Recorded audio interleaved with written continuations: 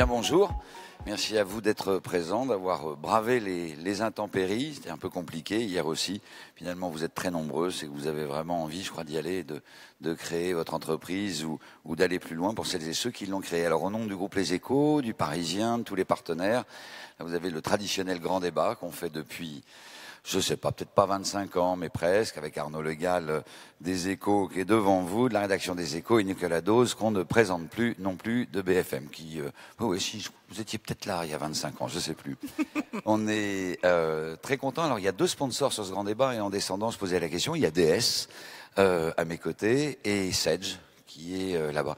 Des histoires quand même, DS, hein, pas neutres en matière de création d'entreprise. André Citroën, ça nous rajeunit pas. Puis le modèle aussi DS, assez intéressant.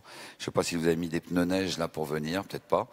Voilà, en tout cas, vous allez avoir là quelques entrepreneurs modèles qu'on accueille chaque année avec des plateaux différents. Et on me posait la question tout à l'heure de qu'est-ce qui s'est passé. Non, hier, c'était Édouard Philippe, le Premier ministre, qui disait mais qu'est-ce qui s'est passé en 25 ans sur les entrepreneurs. J'étais un peu sec et je racontais cette anecdote en disant c'est très simple, si on veut dire ce qui s'est passé en 25 années, de ce qu'on a vu nous, il faut prendre l'image des repas de Noël. Vous prenez 2 repas de Noël. Un peu curieux, vous allez voir, mais bon.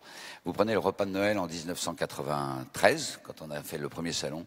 Un gamin ou une gamine qui disait vouloir créer son entreprise. Toute la famille autour disait non, sois sérieux, tu vas faire un vrai métier. Notaire, avocat, expert comptable, ingénieur, militaire, dentiste, que sais-je. Vous prenez le même repas de Noël il y a 5 semaines.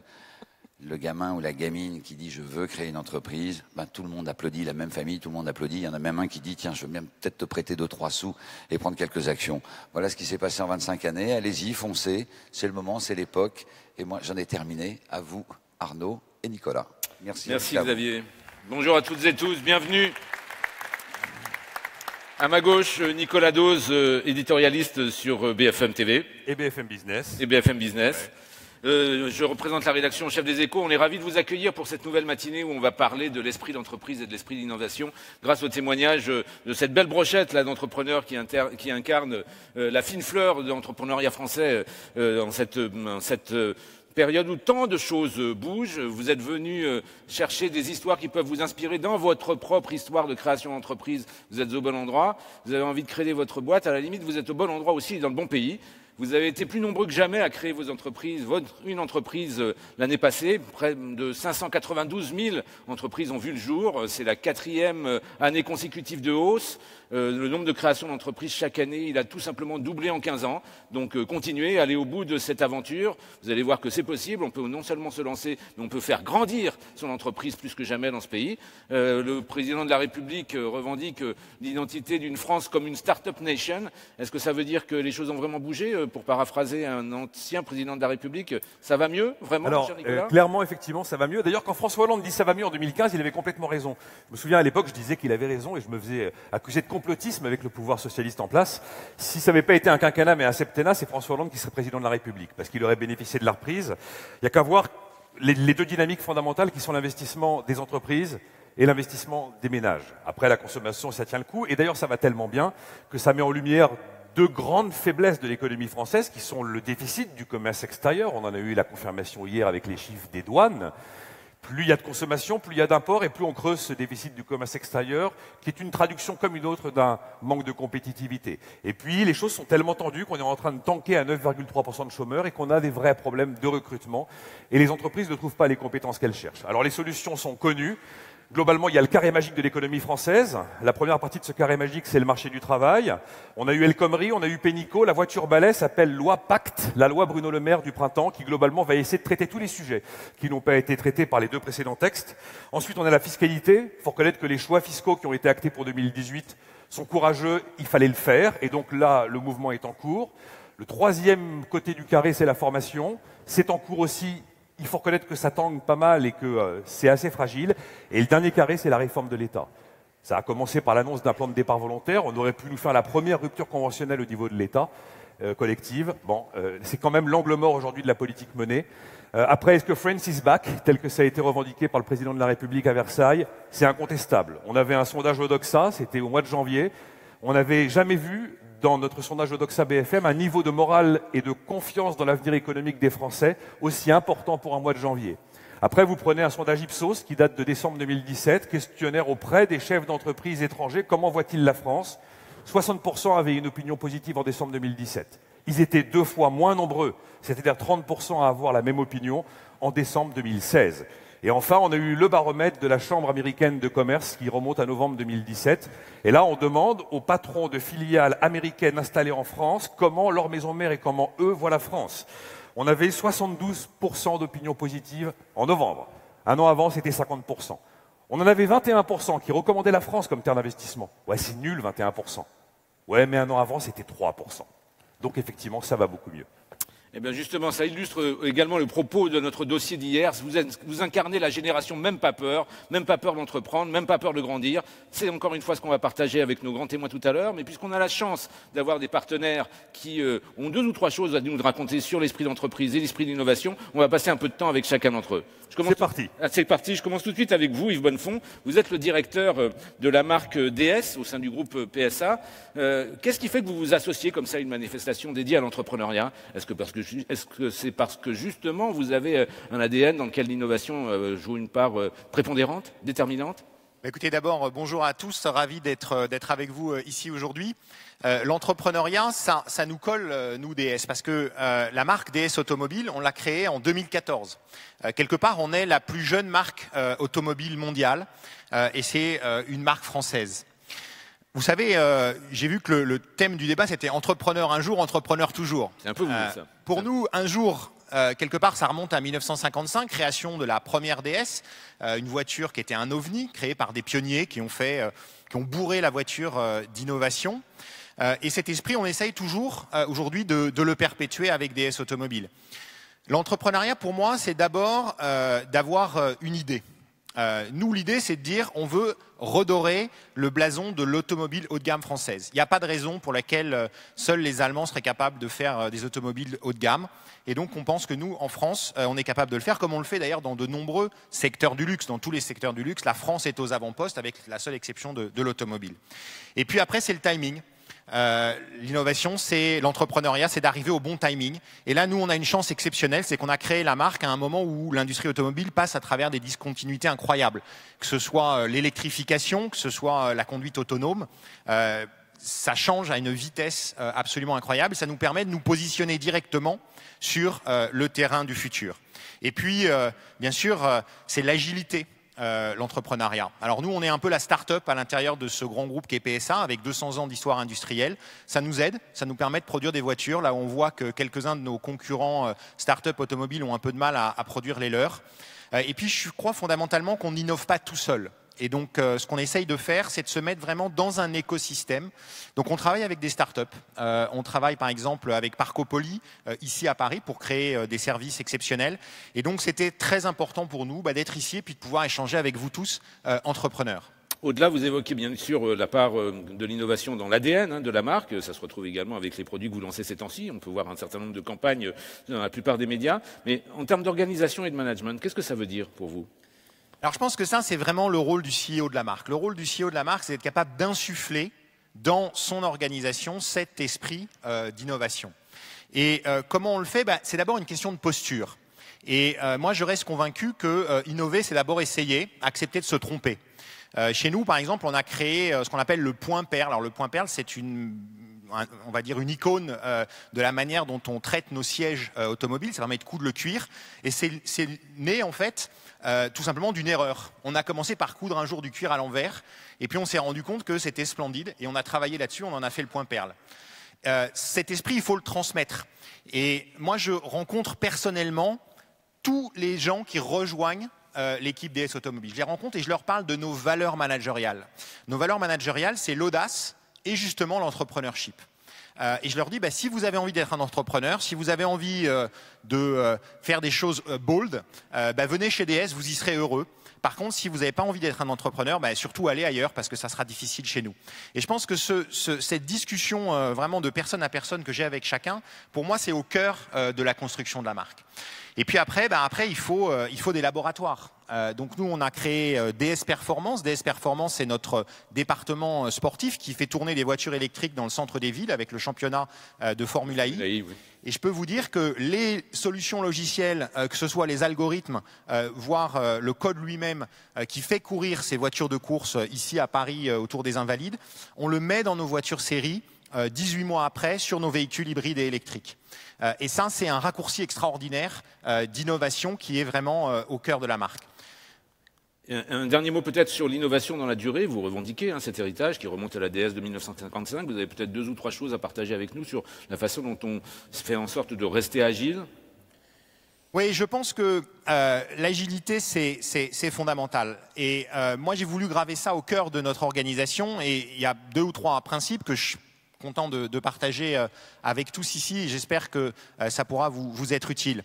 Le premier, c'est, y compris quand l'entreprise commence à grandir, de garder une organisation extrêmement plate. Chez DS, on n'a jamais plus de 3 niveaux hiérarchiques.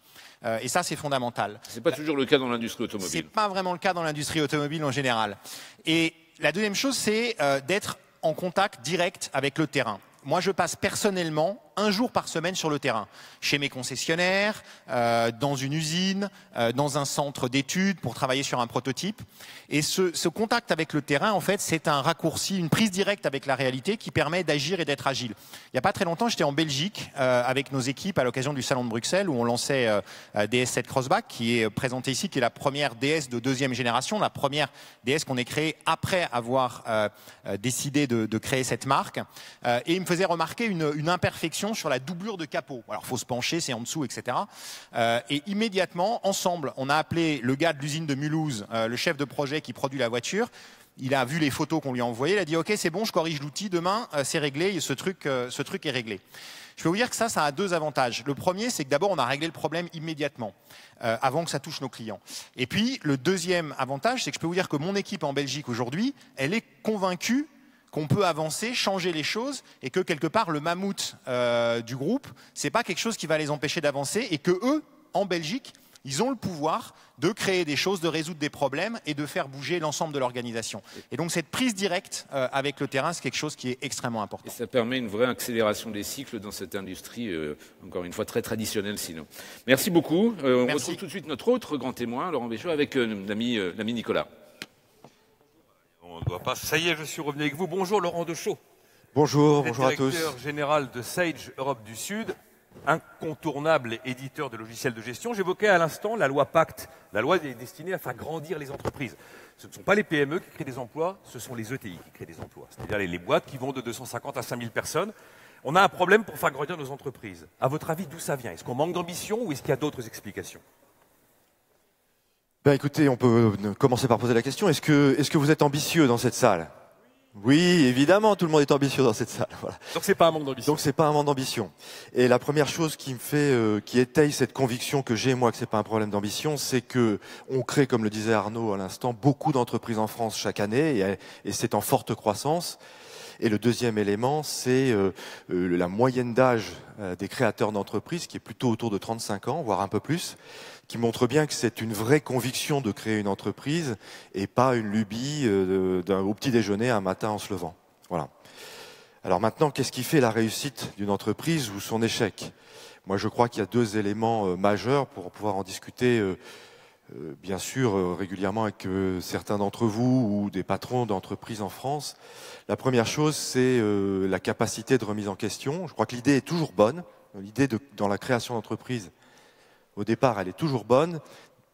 Par contre, de temps en temps, elle ne rencontre pas son marché. Et donc, la capacité à remettre en question l'idée pour s'assurer qu'elle est toujours compatible avec le marché qu'on souhaite adresser est une vraie raison de succès d'une entreprise.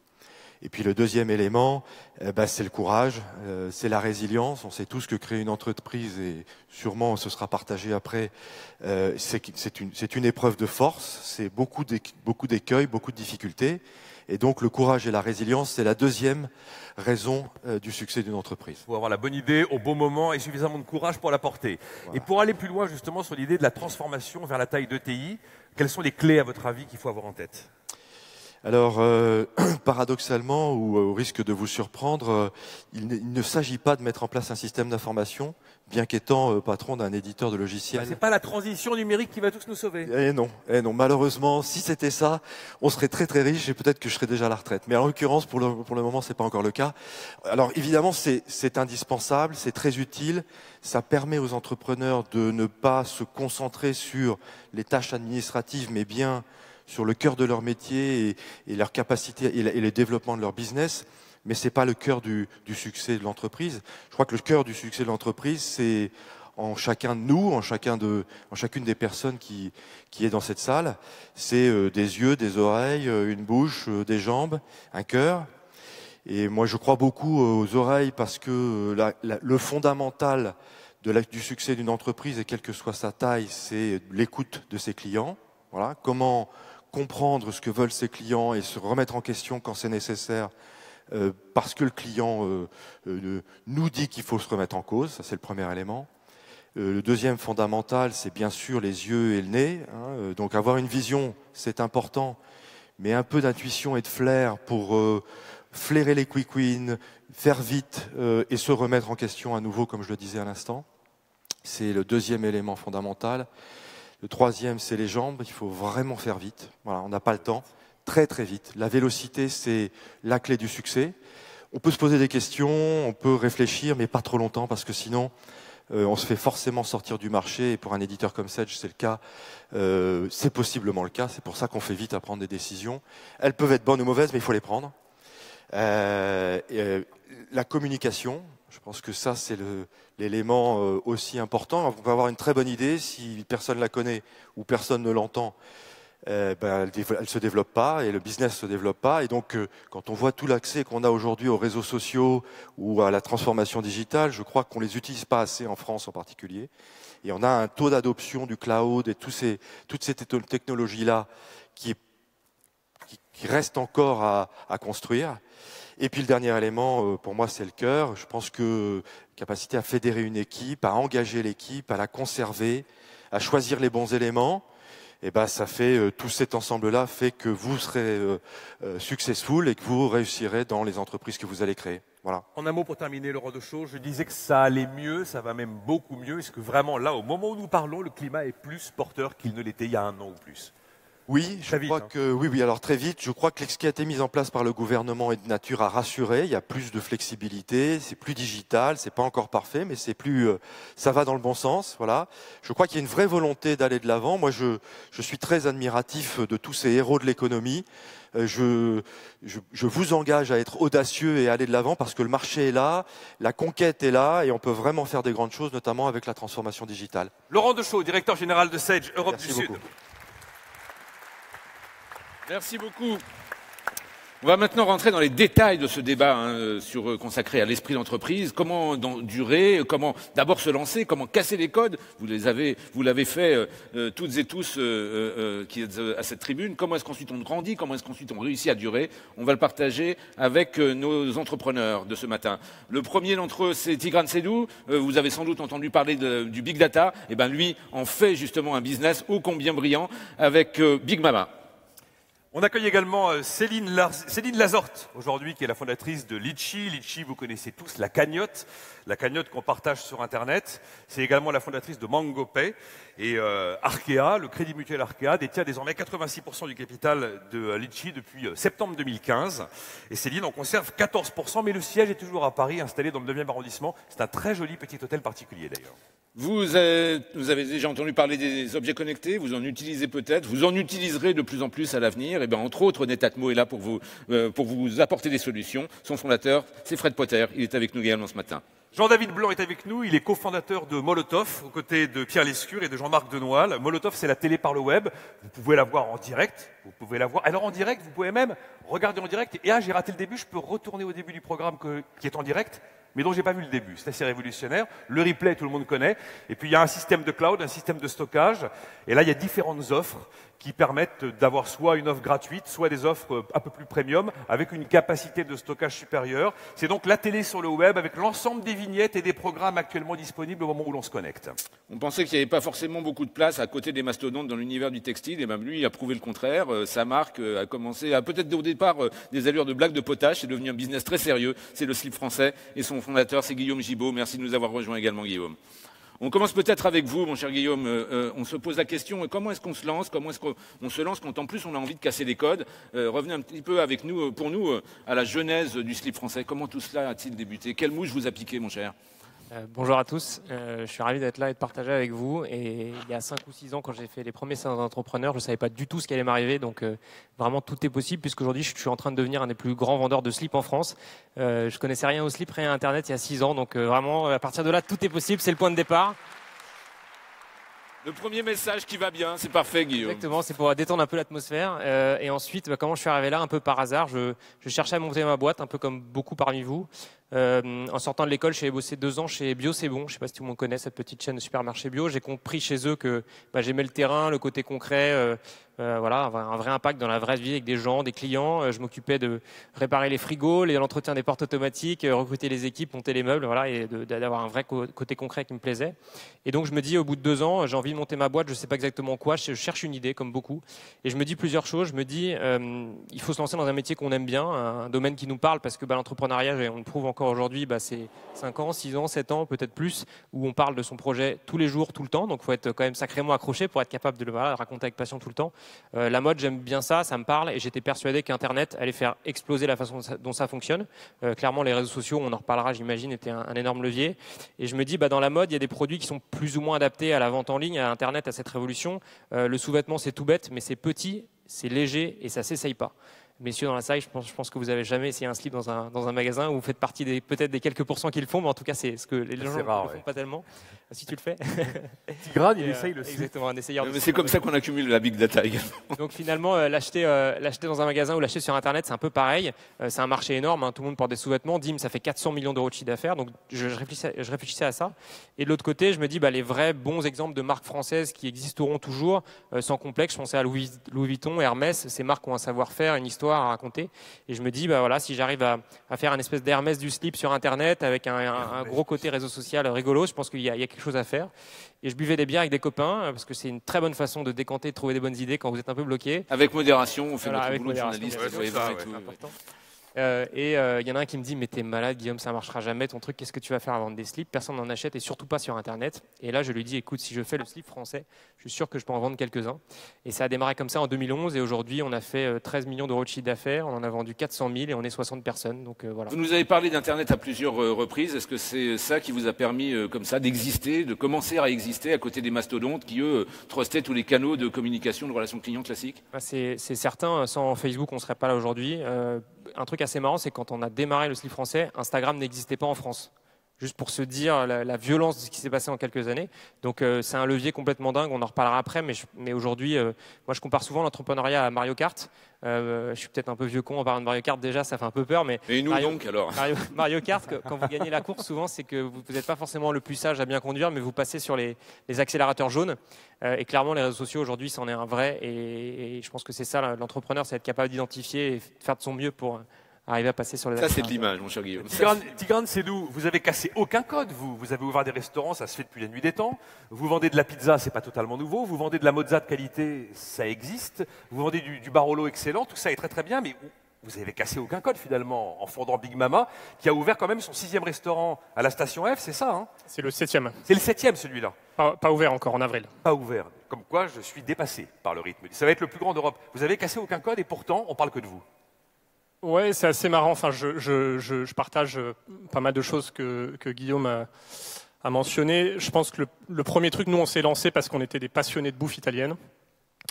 On voulait se lancer dans la restauration et je me souviens, là, je connais un petit peu Guillaume, on regardait ces réussites-là et on se disait, c'est des gens qui sont partis vers des métiers et des secteurs dont ils sont fiers et qu'ils adorent. Ça, c'était le premier enseignement. Et on a eu un peu comme Guillaume, quand on a dit, on a bossé 3-4 ans après les études, et quand je pense qu'on a dit à notre entourage qu'on allait monter des pizzerias à Paris, qui est la ville probablement où il y a le plus de restaurants italiens et de pizzerias dans le monde, les gens nous ont regardés en disant « mais vous êtes des fous furieux ». Et il s'est passé 2 ans et demi, puisqu'on a ouvert le premier restaurant le 1er avril 2015, donc c'est très récent. Aujourd'hui, on est plus de 400, on sert 4000 clients par jour. Ouais, c'est incroyable. Mais alors, je connais un peu, j'ai pas mal suivi votre discours, qui est d'ailleurs très séduisant. Des produits 100% italiens, directement achetés aux producteurs, donc des économies d'approvisionnement absolument colossales, un personnel 100% italien, un service avec le sourire. Enfin, il y a un moment, il y a quand même autre chose que ces simples éléments pour réussir de passer de 1 restaurant en 2015 à 6 aujourd'hui et bientôt 7. Je pense qu'on parle beaucoup de l'idée, on a parlé beaucoup de l'idée d'entrepreneuriat, on dit toujours il faut avoir la bonne idée. Moi, je partage pas forcément ça à 100% parce que on n'a pas eu la bonne idée, on a fait des trattorias et des pizzerias comme il y en avait déjà il y a 50 ans et qu'il y en aura encore dans 50 ans. Je pense que la notion d'exécution dans ce qu'on fait est primordiale. Et on rencontre beaucoup d'entrepreneurs qui nous disent « Ah, mais j'ai pas encore la bonne idée ». Il faut pas avoir peur de se lancer dans quelque chose auquel vous croyez évidemment fondamentalement et au plus profond de vous-même. Mais regardez la profondeur de votre marché. Dites-vous, est-ce que c'est quelque chose sur lequel, est-ce que si je suis 5, 10% meilleur que les autres, ça suffit. Il n'y a pas besoin d'être 2 fois, 3 fois, 4 fois meilleur que les autres. Quand vous allez dans un gros marché traditionnel, mais que vous apportez quelque chose de différent. Alors nous, qu'est-ce qu'on a apporté? Évidemment, on n'est pas arrivé, on s'est dit, c'est parti d'une idée assez simple. J'étais avec donc, Victor, mon associé, et pareil, on était au resto un soir, et on s'est dit, on regardait ce qu'on pouvait apporter à ce secteur-là, on s'est dit, mais si on fait bon et pas cher, c'est déjà gagné. Pour faire bon et pas cher dans la restauration. 10% meilleur et 10% moins cher, pour caricaturer. 50% meilleur et 20% moins cher. D'accord. C'est ça l'idée. Et pour faire bon et pas cher, qu'est-ce qu'il faut faire? Il faut avoir accès à des produits de meilleure qualité que les autres ne peuvent pas avoir. Donc toute cette démarche, la première année, on est parti en Italie, en loin de notre petite voiture, et on a fait toutes les régions en Italie, et on a été toqué à la porte des producteurs. Les mecs, donc c'est des agriculteurs, des paysans italiens. On était deux petits Français qui déboulions chez eux, et on leur dit voilà, on on nous a recommandé votre jambon. On était dans la région de San Daniele, donc au nord-est de l'Italie, et le mec nous dit mais vous êtes qui, vous faites quoi? On n'a pas de restaurant, on est 2 Français, mais on aimerait travailler avec vous. Le mec dit, en fait, moi, j'ai jamais, je fais le meilleur jambon de San Daniele, mais j'ai jamais exporté mon jambon à plus de 30 km. Et pendant 1 an, on a compris toute cette démarche-là, et donc on a commencé à monter notre propre logistique à Milan et à Naples, et pour faire justement le biais entre les petits producteurs et Paris. Mais Tigrane, ça effectivement, c'est super futé, il fallait le faire. Mais c'est en 2015 que ça commence. Vous faites quoi, 350 fiches de salaire tous les mois? On est un peu plus de 400, oui. Un peu plus de 400. Vous avez mis la main sur des sites qui sont installés à Bastille, à Oberkampf, à Batignolles, dans le Marais, dans le quartier de la Bourse. Enfin, il y a des trucs, quoi. La surface commerciale parisienne, elle ne vous tombe pas du ciel. Savoir trouver les bons endroits, réussir à mettre la main dessus, réussir à trouver les équipes, réussir à faire les recettes, réussir à faire des états d'esprit restaurant par restaurant où on ne produira pas la même chose tout en ayant une espèce d'image commune.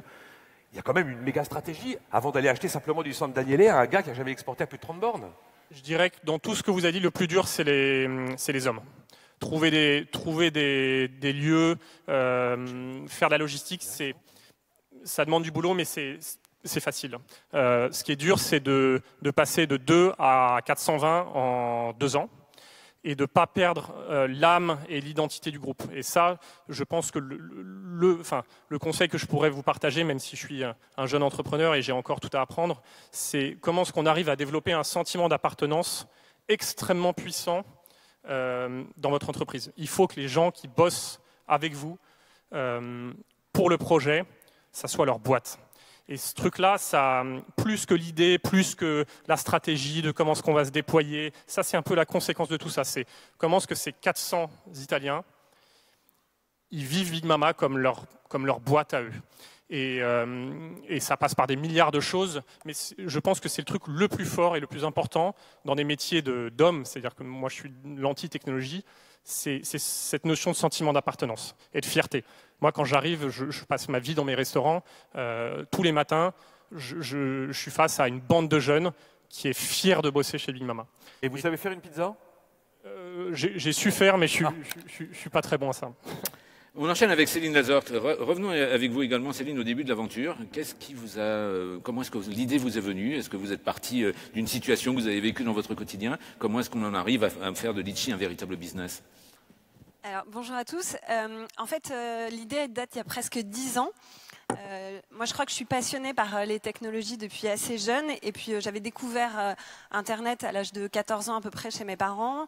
Et là, j'ai découvert le monde des possibles et la liberté. Je crois que ça, c'est le premier point important dans mon histoire. C'est vraiment cette envie de travailler dans le web. Je fais des études un peu chaotiques. Et puis, j'arrive un peu par hasard en 3e cycle à HEC. Et puis, je me dis, bon, dernière année d'étudiant...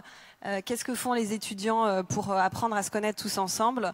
Ils font un week-end d'intégration. Et donc, mon petit côté un peu organisatrice de fêtes, de week-end entre copains, je pars avec ma petite enveloppe en papier, collecter l'argent auprès de chacun de mes camarades pour financer le week-end, chose que vous avez dû tous connaître.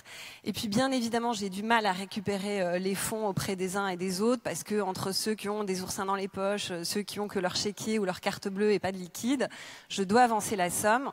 Et donc, c'est comme ça que l'idée de Litchi est née. Je me dis, mais il y a forcément un service en ligne qui permet de collecter et gérer de l'argent à plusieurs. Il n'y en avait pas. Je finis mon année à HEC, je suis diplômée en juin 2008, donc milieu de la crise des subprimes, compliqué pour trouver un job, on proposait que des trucs à la défense en costard-cravate, vous voyez que c'est pas trop mon genre, alors je me disais, bon, tiens, peut-être je peux essayer cette idée de cagnotte en ligne, à l'impossible, nul n'est tenu, et puis je me suis lancée dans l'aventure comme ça. Alors, vous êtes lancé dans l'aventure comme ça, mais ensuite, quelles ont été les principales étapes? Où est-ce que vous avez trouvé des bonnes fées quand même pour vous accompagner et pour faire de cette aventure un business? Alors, il y a eu beaucoup de galères. D'abord, j'étais toute seule dans ma chambre d'étudiante en coloc avec mon ordi. Je connaissais personne, j'avais pas d'argent. Et puis, alors, faut vous dire un truc, c'est que la banque et la finance, c'était pas trop mon truc, puisque au dernier examen d'HEC de finance, j'avais eu 8 sur 20. J'avais dû repasser l'examen pour pouvoir être diplômée. Donc, c'était pas vraiment mon truc au démarrage. Mais j'étais assez convaincue de mon idée et de façon assez marrante, un peu comme Tigrane, on me disait mais non mais n'importe quoi, c'est impossible. Et puis évidemment j'avais essayé d'ouvrir un compte bancaire et à chaque fois que j'allais voir une banque, on me disait tu veux monter une banque? Je disais je sais pas, moi je veux monter une cagnotte en ligne. Vous voyez l'enveloppe en papier là que vous passez entre collègues, moi je veux faire pareil sur internet, c'est assez simple non finalement. Et à chaque fois on me disait non mais là tu veux monter une banque, fais plutôt un stage chez nous. Donc j'ai été beaucoup invitée à faire des stages par des banques et finalement assez peu à ouvrir un compte bancaire. Donc ça avait été une première étape difficile. Et puis parfois de temps en temps on a aussi des bonnes étoiles. Et ma bonne étoile ça a été finalement de rencontrer Oleg Cheltsov. Alors je ne sais pas si tout le monde le connaît ici, c'est le fondateur de Photolia, un business angel très actif et qui m'a dit c'est vachement bien ton truc là, combien tu cherches, c'est quoi la valo? Alors à cette époque-là la boîte n'était pas créée, j'avais juste fait un petit prototype pour tester en ligne. Et puis je me suis dit, bon finalement, pourquoi pas lever de l'argent, ça peut peut-être être utile pour développer l'histoire. Et puis au fur et à mesure, les choses se sont développées comme ça. J'ai rencontré un autre business angel, ainsi de suite. Donc il y a eu beaucoup finalement aussi de chance. Tout à l'heure, j'entendais parler de persévérance, pas mal aussi de persévérance probablement de ma part, avec beaucoup finalement de naïveté en me disant si c'est possible, une cagnotte en ligne, je m'en fous que ça soit une banque, je veux juste répondre à un besoin que tout le monde a, c'est comment je fais pour collecter de l'argent à plusieurs. Et Céline, quand on va voir les business angels, est-ce qu'il est important d'avoir ces 2, 3, 4 petites phrases que l'on arrive à caser en 45 secondes pour faire mouche auprès du gars, ou est-ce qu'il vous laisse quand même 5-6 minutes pour essayer d'être convaincu? Alors, moi, aujourd'hui, je suis un petit peu business angel. J'ai investi dans une quinzaine de boîtes. Moi, ce qui me parle, c'est la personne, en fait. Finalement, moi, aujourd'hui, vous me posez la question 10 ans plus tard, c'est quoi la taille du marché de Litchi? Aucune idée. Est-ce que quelqu'un est capable de le dire dans la salle? Je ne pense pas. On ne le sait pas, en fait, c'est un marché qu'on a créé et qui se développe. Ce qui semblait être assez clair, c'est que c'est un marché qui est conséquent parce qu'on est beaucoup à avoir ce besoin de cagnotte en ligne. Donc en fait, finalement, je crois que c'est vraiment beaucoup la personnalité de l'entrepreneur, sa pugnacité, à quel point il est passionné par son idée, à quel point il a envie d'y aller. C'est pas l'expérience, c'est pas la compétence. Je crois que c'est l'envie de se battre, l'envie de changer le monde.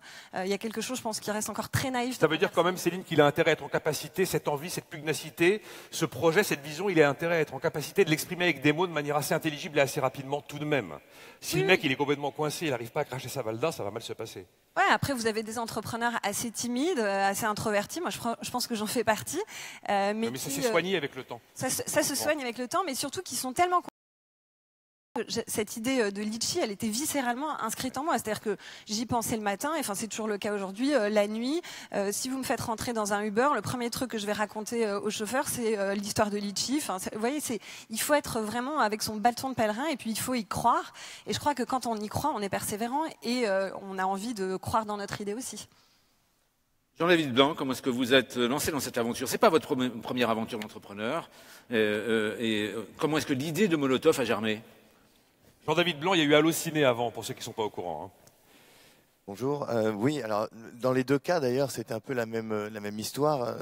Dans le cas d'Allociné, c'est en allant au cinéma que m'est venue l'idée de faire Allociné, tout simplement parce qu'à l'époque, trouver les programmes de cinéma et encore plus réserver sa place, c'était quasiment impossible. Enfin, il fallait aller au kiosque à journaux et acheter l'officiel des spectacles ou le Pariscope. Évidemment, le dimanche, c'était compliqué. Ça semble antédiluvien maintenant, quand vous rappelez effectivement cette époque. Voilà, et figurez-vous que c'est drôle parce que le Salon des entrepreneurs a 25 ans cette année, Allociné a 25 ans cette année. C'est probablement une des premières startups créées en France qui est probablement la seule qui existe toujours aujourd'hui. Molotov, c'est un peu la même chose. J'allais moins au cinéma, je regardais un peu plus la télévision, ou plus exactement, je ne regardais plus la télévision, parce que je trouvais que la façon de naviguer dans les chaînes et dans les programmes devenait quasiment antédiluvienne, pardon. Pour deux raisons. La première, c'est que la multiplication du nombre de chaînes faisait que zapper d'une chaîne à l'autre devenait quasiment impossible. On peut zapper dans 3-4 chaînes, 10 chaînes. C'est vrai que c'est horripilant, oui. Et dans 120 chaînes ou 200 chaînes, ça devient quasiment impossible. Et puis l'autre raison, c'est qu'en parallèle, d'autres moyens, d'autres façons de naviguer dans les contenus, que ce soit la musique ou la vidéo, commençaient à apparaître et ça paraissait l'évidence. Donc il y avait un décalage énorme entre l'offre de télévision et ce qu'on pouvait trouver sur Internet avec, à l'époque, Spotify ou Deezer pour la musique, ou Netflix, YouTube dans la vidéo. Et je me suis dit qu'il y avait quelque chose qu'il fallait changer. Et donc Molotov, c'est ça. C'est une nouvelle façon de naviguer dans l'offre de télévision. Voilà, une nouvelle façon, mais encore une fois, on est dans un univers dans lequel il y a un certain nombre de mastodontes qui a été très codifié, qui s'est stratifié au fil de décennies de business. Et où vous arrivez en disant on va changer l'approche, on va changer complètement la manière dont on va parler de cela aux téléspectateurs potentiels. J'imagine que ça a suscité un certain nombre de réticences, d'incrédulité. Comment est-ce qu'on surmonte tout ça ? Alors, c'est effectivement un vieux business, mais c'est un vieux business qui se pose énormément de questions en ce moment. Vous avez raison. Qui est vraiment en train de changer. On n'a pas justement changé l'approche. On n'a pas réinventé, on n'a pas ubérisé la télévision. Au contraire, on s'est appuyé sur ce qui se fait traditionnellement dans cette industrie, dans la distribution de la télévision par câble ou par satellite. Ce qu'on a changé, c'est le dernier morceau de la chaîne, c'est-à-dire l'interface. C'est plus une distribution dans des box, mais c'est une plateforme. C'est plus un fil connecté à la télévision, mais ce sont des apps qu'on peut télécharger sur sa télévision, sur son smartphone. Et ce qui a changé, c'est la présentation, la façon d'accéder, les services qui sont beaucoup plus proches de ce qu'attendent les gens aujourd'hui que ce qu'était la télévision dans les années 60 ou dans les années 80. C'est pas un business de tendre, cela étant. Comment est-ce que vous avez convaincu les différents acteurs de vous accompagner dans l'aventure ? Je crois qu'eux-mêmes se sont rendus compte que on arrivait à un changement d'époque, que la distribution de la télévision telle qu'elle se pratique ne suffit plus, que énormément de concurrence arrive évidemment sur Internet au travers des grands acteurs de l'audiovisuel qui sont apparus ces dernières années, mais aussi des réseaux sociaux qui deviennent eux-mêmes des pourvoyeurs d'images. Donc la télévision n'a plus cette exclusivité qu'elle avait sur la distribution de contenu. Donc il faut qu'elle se réinvente et Molotov est pour eux une opportunité. Fred Potter, en 2011, quand vous lancez Netatmo, qu'est-ce que vous vous dites ? Vous vous dites, je vais être un pionnier de la maison connectée, je vais être l'interface entre l'habitant et son habitat à tous les niveaux, que ce soit sur le thermostat, c'est le point de départ, mais jusqu'aux tous les systèmes de surveillance, d'alerte, de reconnaissance faciale. Ou est-ce que vous vous dites autre chose ? Je vais être une espèce de guide pour familiariser les gens avec ce qu'on appelle les négawatts. C'est-à-dire, en fait, l'énergie que l'on ne consomme pas et qui est l'énergie, évidemment, la moins chère. Puisqu'en fait, quand on regarde l'ensemble des produits que vous avez pu lancer, ce sont tous des produits qui nous conduisent vers cette logique des négawatts. Alors, bonjour à tous et merci de votre invitation. En fait, Netatmo, c'est ma 3e société et le process a toujours été le même. Je regarde Internet avancer et Internet manger le monde. Donc 2011, c'est le moment où il est apparu que la manière dont dans nos maisons on consomme de l'énergie, on allume de la lumière, allait être bouleversée par Internet. Alors en 2001, on l'a vu, la musique a été mangée par Internet. Peut-être que la distribution textile aujourd'hui est mangée par Internet. La banque aussi, bientôt. La banque. Moi, je regarde Internet avancer, et donc je choisis toujours des endroits où je pense que le combat va avoir lieu. L'idée de faire un thermostat connecté à Internet, c'est une idée que j'ai depuis 15 ans. Qui n'était pas possible, et je pense que c'était le moment où finalement c'est devenu possible, c'est-à-dire où d'abord les consommateurs avec leur smartphone avaient la télécommande universelle pour leur maison, ils savaient s'en servir, ils avaient fait l'investissement en temps et en effort pour comprendre comment ça marche, et donc c'était le moment où on allait pouvoir finalement remplacer tous les petits appareils électriques qu'on a chez nous pour rendre une maison plus efficace, effectivement. C'est le principal vecteur d'achat de nos produits, c'est l'efficacité énergétique et aussi la réduction de la consommation sur les lumières et plein de choses. Plus confortable, avec des produits qui permettent, grâce au smartphone, de visualiser des choses qu'on ne pouvait pas voir avant, comme la qualité de l'air chez soi, comme son confort.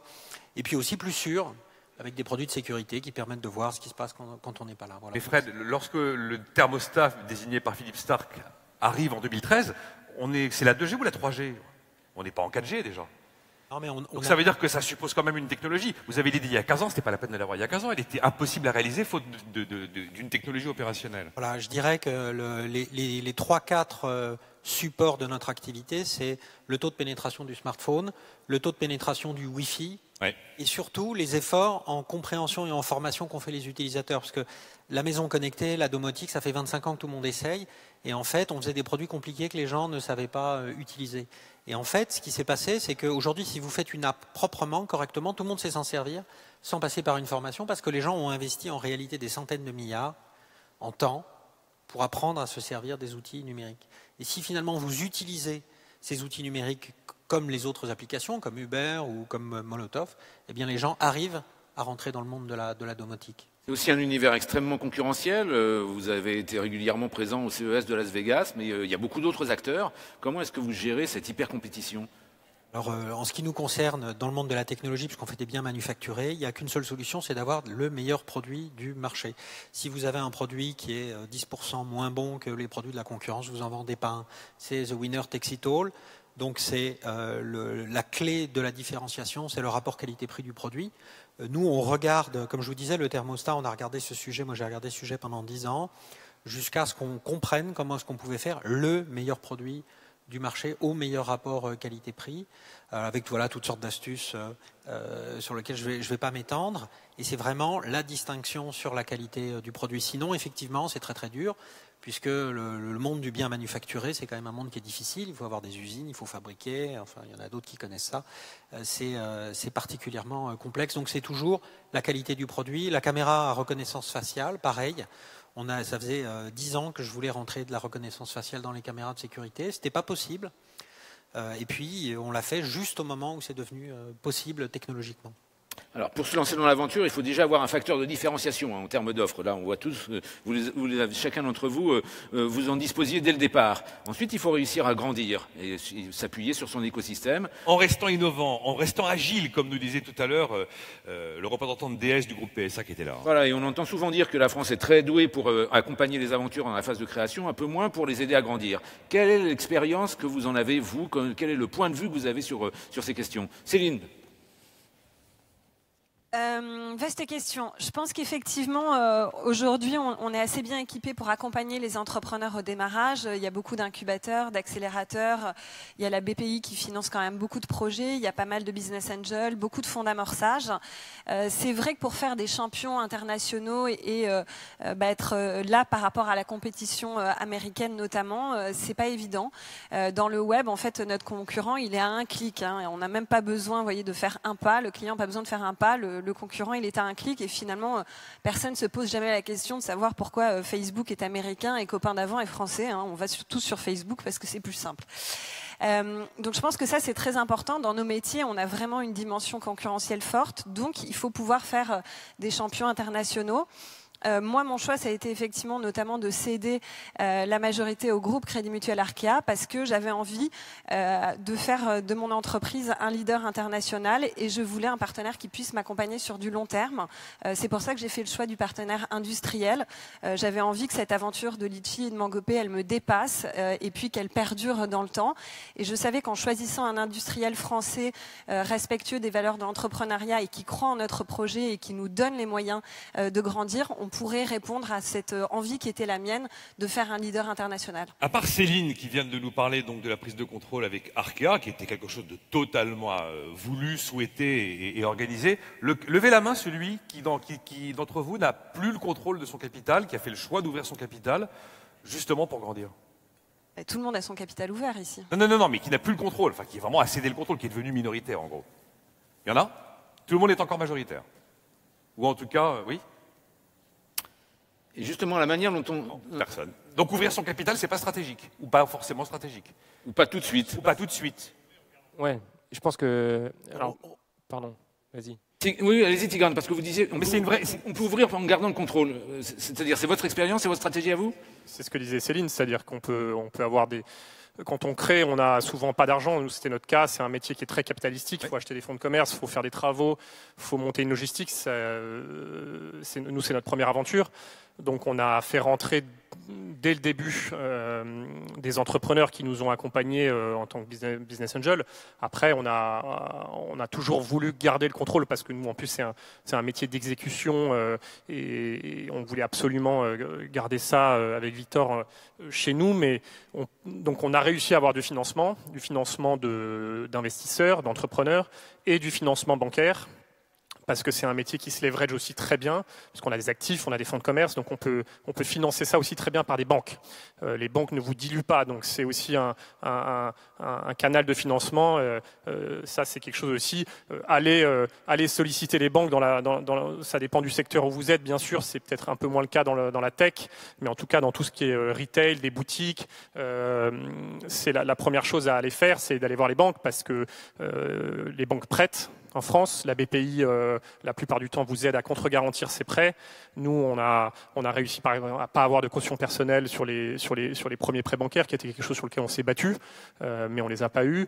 La BPI nous a beaucoup aidé sur ça, et voilà, on a réussi à financer au total plusieurs millions d'euros d'investissement en gardant totalement le contrôle à deux. Donc c'est faisable. Mais qu'est-ce qui a convaincu la BPI de vous accompagner dans cette aventure?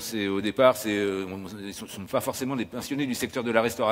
C'est parce que vous aviez envie de monter une chaîne. C'est parce que il y avait une offre disruptive. Ils sont très présents dans justement l'hôtellerie et la restauration. Ah bon. C'est un secteur dans lequel ils sont extrêmement présents. Je pense que c'est des secteurs aussi traditionnels, donc qui rassurent, parce qu'il y a peut-être moins d'upside. On va pas faire Facebook dans 5 ans, mais en revanche, c'est un métier qui est plus sécure. On a des actifs. Si vous plantez la boîte demain, il y a une valeur de fonds de commerce que vous pouvez.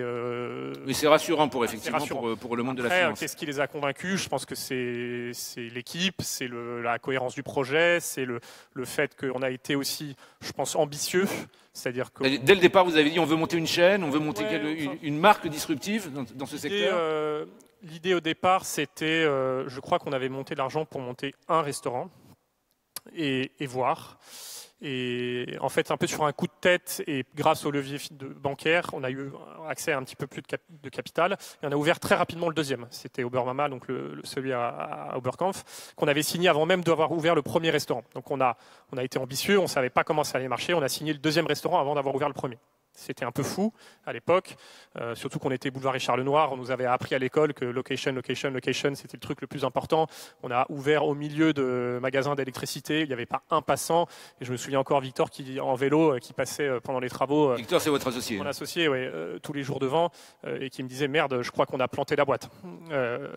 Et on a ouvert le 1er avril 2015 Ismama. Un 1er avril. Oui, 1er avril, et on a ouvert Obermama. Donc c'est 2 restos qui faisaient 120 places assises chacun, donc c'était des assez gros trucs, un mois et demi après l'ouverture du premier.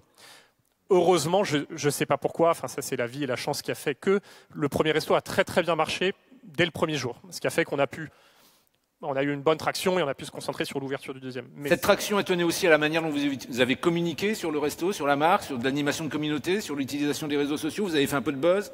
Ouais, je pense que c'est la somme de plein de choses.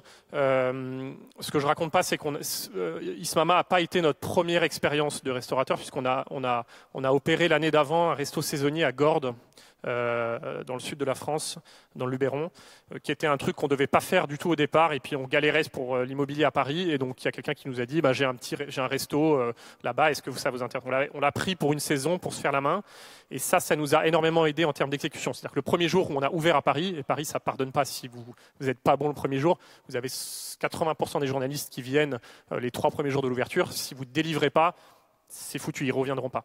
Donc on a ouvert avec, je pense, une bonne exécution. Et après, on a fait, oui, le buzz, parce qu'on a été assez vite accompagné par la presse, de manière avec un bouche à oreille qui a été très positif. On avait fait une espèce de petite campagne sur la devanture des travaux, un truc à la con qui, en fait, je pense, a pas mal... souvent, quand on a des idées à la con, il faut y aller. Faut surtout... C'est les meilleurs. Ça, Guillaume, c'est le spécialiste. Mais oui, justement, on va venir avec. Voilà, il va en parler mieux que moi, mais je me souviens d'un matin, on venait d'attaquer les travaux. On était rue du Faubourg Saint-Antoine. C'est face au Square Trousseau. Il y a énormément de monde, c'est très populaire. En fait, il y a beaucoup de gens qui passent devant ce restaurant. Et je me suis dit, il faut qu'on attrape l'œil pendant cette durée des travaux. Et je m'arrête en scooter devant une affiche de The Couples d'une boutique. Donc les couples, la campagne de couple de The Couples. Et puis j'appelle Victor et je lui dis. J'avais été vraiment interloqué par ce truc et je lui ai dit il faut absolument qu'on fasse ça avec nos producteurs. Donc on a appelé nos producteurs qui sont Paolo Ruggiero qui vend des tomates San Marzano au pied du Vésuve, qui est un gros mec barbu, vraiment paysan. On l'a fait venir à Paris et on l'a habillé en The Couples, donc hyper bobo, la petite cravate qui va bien, machin. Je pense qu'il n'avait jamais porté ses vêtements là de sa vie, avec un énorme cajot de tomates. Et on avait un pote qui était photographe de mode et qui a fait toute une série de photos avec 3-4 producteurs et leurs produits. Et on a mis ça en énorme sur la devanture du produit. Et il y avait donc nos producteurs avec écrit Paolo et ses tomates en couple depuis 50 ans. On avait parodié ce truc-là. Ouais, c'est très marketé hein, quand même. C'était assez... C'était un peu une idée à la con au départ, mais qui est devenue une campagne marketing qu'on aurait fait. Et ça a été beaucoup repris sur les réseaux et tout le monde s'est dit mais c'est quoi ce truc et machin. C'est ces petits détails-là qui font qu'à la fin, la somme de toutes les petites idées qu'on a quand on démarre, il faut y aller, il faut les faire. Il y en a qui marchent, il y en a qui ne marchent pas. Et ça prend ou ça prend pas, mais il faut essayer. Quoi. Guillaume, justement sur ces idées à la con qui deviennent ensuite un bon discours marketing, deux autres choses à partager avec nous. Je rebondis juste avant sur la question de la quelques croissance slogans chez vous. Et du financement. Je pense qu'il y a un truc qu'il faut dire ici, c'est qu'il n'y a pas de recette parfaite pour avancer, grandir et chercher de l'argent, mais c'est à vous de décider ce que vous voulez faire. La levée de fonds, aujourd'hui tout le monde en parle, il y a des articles de presse, ils ont levé tant, ils ont levé tant. En fait, il faut décider si vous en avez envie ou pas, et surtout si vous en avez besoin, mais ce n'est pas du tout obligatoire. Exactement. Il est dit, si on n'a pas besoin, il ne faut pas le faire parce que c'est chiant d'avoir des investisseurs à son capital. Alors moi, les miens, ils sont sympas et ça se passe bien, mais ça peut être compliqué. Les tiens aussi peut-être, mais en tout cas, c'est une décision à prendre. Les Céline sont parfaits, sont forcément parfaits. Oui, c'est vrai en plus. Et donc du coup, c'est pas forcément la seule voie et ça peut faire peur. Et je pense que ce qu'il faut, c'est effectivement, tu le disais, aller voir les banques au début parce que oui, on peut aller chercher pas mal d'argent au démarrage, surtout en ce moment, et aller chercher des investisseurs à son capital que quand on en a vraiment besoin. En tout cas, il y a beaucoup de choses qu'on peut faire avec des bonnes idées et du bon sens. Et là, effectivement, c'est les fameuses idées à la con. Je pense qu'aujourd'hui, les réseaux sociaux, c'est complètement dingue parce que vous pouvez avoir accès à, il y a 38 millions de Français sur Facebook qui le consomment, je crois que c'est 4 ou 5 heures par jour. Donc c'est complètement dingue l'audience que vous avez là-dessus. C'est plus puissant que la télévision. Et je pense que la règle, c'est de se dire, tous les métiers, quel que soit votre service, votre produit, si vous prenez le temps de réfléchir à un truc qui vous intéresse, qui est intéressant, qui est différenciant, qui est drôle, qui est pertinent au bon moment, ça va intéresser les gens. En fait, il faut arrêter de vouloir faire le buzz ou vouloir faire de la pub en poussant vos produits, en racontant ce que vous faites vous. Il faut se dire, chacun d'entre nous, sur notre Facebook, on en a marre de voir ces pubs qui n'ont aucun intérêt, vous en avez partout, tout le temps, de toutes les marques. Donc il faut prendre le problème à l'inverse, c'est de se dire, je suis consommateur, je suis sur mon Facebook ou sur mon Instagram, quels sont les trucs qui me font marrer, quels sont les trucs sur lesquels j'ai envie de m'arrêter et de passer du temps à regarder le contenu en fait. Alors le changement de slip c'est maintenant, ça a bien marché. Par exemple, voilà. Donc nous c'est là où j'ai compris ce truc-là, c'est que donc 2012 et ça fait déjà longtemps, mais donc la campagne présidentielle, le Made in France était un des gros sujets et arrivent les différents slogans des candidats. Et effectivement, François Hollande qui dit le changement c'est maintenant. Et donc nous on s'est dit voilà le changement de slip c'est maintenant. Et c'est vrai que après le slip c'est un mot magique, donc c'est sûr que ça fait toujours rire. Mais je pense que l'idée c'est de se dire ok. Je suis une start-up, j'ai pas d'argent, je vais essayer d'avoir des bonnes idées. qu'est-ce qui peut potentiellement intéresser les gens et surtout être capable de prendre des risques et de se dire ok, on va tenter le coup. Et nous, il se trouve que le dernier gros coup, c'est notre record de likes sur Facebook. On l'a fait encore une fois sur un terrain politique. On voulait pas forcément le faire, mais Emmanuel Macron a sorti sa photo de portrait officiel. Donc vous voyez tous, vous visualisez. Et évidemment, on le sait, quand il y a une photo de portrait officiel qui sort, tous les journalistes de la Terre vont passer 2 heures à se demander quel est le bouquin qui est derrière, la taille, est-ce qu'il y a un nuage dans la fenêtre, quelle est la couleur de son costard et tout ça. Et nous, il y a un outil qui est hyper pratique sur Twitter qui s'appelle le Trending Topic. Donc en fait, tout le temps, Twitter vous dit quels sont les sujets les plus discutés. Et moi, j'avais vu dans la presse que le portrait officiel allait sortir. Et là, quand sur Trending Topic, je vois hashtag portrait officiel Macron, ce qui veut dire il a dû sortir, les gens commencent à en parler, je me dis tout de suite, regardons le portrait. Et qu'est-ce qu'on a fait? Évidemment, on lui a mis un petit slip bleu, blanc, rouge. On a juste décalé un petit peu la veste de costard et on lui a mis le slip bleu, blanc, rouge. Et ce qui a fait, on l'a posté parmi les premières marques. Évidemment, tout le monde l'a fait après, mais voilà, on avait décidé qu'on allait essayer de se positionner là-dessus, on a vu quand c'est sorti, et après c'est juste un petit coup de Photoshop, c'est très vite fait. Ouais. Je crois que c'est totalement illégal, mais ça c'est pas très grave, on accepte de prendre des risques. Et surtout, ce qui est cool, c'est qu'on le poste sur Facebook et ça fait en 2-3 heures, ça fait, je sais pas, j'ai pas le chiffre exact, mais je crois que c'est 5000 ou non, c'est même 10 000 likes, 500 partages, et ça fait, je dirais, 5 ou 6 000 visiteurs uniques qui viennent sur le site en 24 heures. Imaginez-vous faire rentrer 5000 personnes, je sais pas combien de personnes dans la salle, mais vous faites rentrer 5000 personnes dans un magasin en 24 heures, il n'y a plus rien. Il n'y a plus l'étagère, il n'y a plus de caisse, il n'y a plus rien. Voilà. Et ça ne s'est jamais retourné contre vous quand, par exemple, vous avez ouvert une première boutique Saint-Germain-du-Slip? C'était quand même une petite rupture lexicale par rapport à l'ambiance du quartier. C'est vrai qu'au final, on est vraiment passé au travers à chaque fois et c'est vrai qu'on a tenté quelques trucs assez marrants, mais je touche du bois. Pour l'instant, ça a toujours fonctionné. Je pense que au fond, il y a toujours de la bienveillance et ça reste vraiment sur le ton de la blague. On s'interdit de prendre de position politique, c'est pas notre job. Donc vraiment, on est là pour s'amuser, essayer de créer du contenu intéressant. Et au final, le slip français, on fabrique tous nos produits en France, on fait bosser 100 personnes dans 47 usines partout en France. Et oui, on est marrant, on prend des risques, mais je pense que la réalité, c'est qu'on a un vrai bon produit et qu'on est en train d'amener une solution à une industrie qui est un peu compliquée. Fred Potter, pour Netatmo, cette question essentielle de savoir grandir, de savoir se renouveler, de savoir durer. Vous êtes sur une industrie hyper capitalistique, énormément de recherche et développement. La station météo sort en 2012.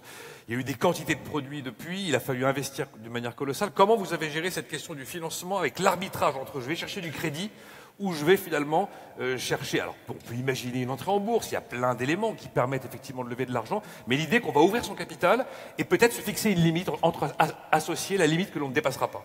Alors effectivement, moi j'ai une règle, c'est je suis majoritaire dans mon entreprise, point. Une règle, je suis majoritaire dans mon entreprise. Voilà, donc c'est moi le chef. En gros, c'est simple. En fait, c'est rassurant pour tout le monde. C'est aussi rassurant pour les actionnaires minoritaires d'ailleurs. Parce que finalement, l'entreprise est incarnée. Et ils peuvent se dire, c'est ce gars-là qui tient la barre. Alors on l'aime pas. Mais finalement, s'ils sont là, c'est qu'ils sont plutôt bienveillants. Et moi, ça se passe très très bien avec mes actionnaires. On a levé 41 millions d'euros au total. Donc c'est effectivement beaucoup d'argent. On a le monde du consumer électronique. Quand vous vendez des biens matériels, il y a une règle, c'est que vous pouvez pas dire je vends des voitures, je perds $5000 à chaque fois que je vends une voiture, mais je vais me refaire sur le volume. Moi, j'entends ça de temps en temps. On voit très bien qui vous faites allusion. Il y en a qui vous promettent la Lune ou Mars maintenant. Voilà. Et en fait, moi, mon analyse, alors c'est possible dans certaines circonstances de marché, mais en général, quand vous vendez des biens manufacturés, il faut être rentable. Donc nous, on a une règle, c'est on vise une exploitation équilibrée, donc zéro bénéfice. On n'est pas là pour servir de la rente aux actionnaires. Donc on réinvestit tout ce qui dépasse du résultat d'exploitation, mais on essaye d'avoir une exploitation équilibrée, de manière à ce que lorsque les conditions de marché vont se retourner, ce qui pourrait quand même finir par arriver, eh bien on ne se retrouve pas à devoir avoir besoin de lever de l'argent au mauvais moment. Voilà. Donc en fait, c'est comme si vous essayez de conduire par le temps qu'il fait, c'est à fond sur l'accélérateur, mais sans déraper. Et dans le monde du consumer électronique, il ne faut pas perdre d'argent tous les ans. C'est une assez mauvaise stratégie. Donc voilà, doser la dose de capital et d'accélération.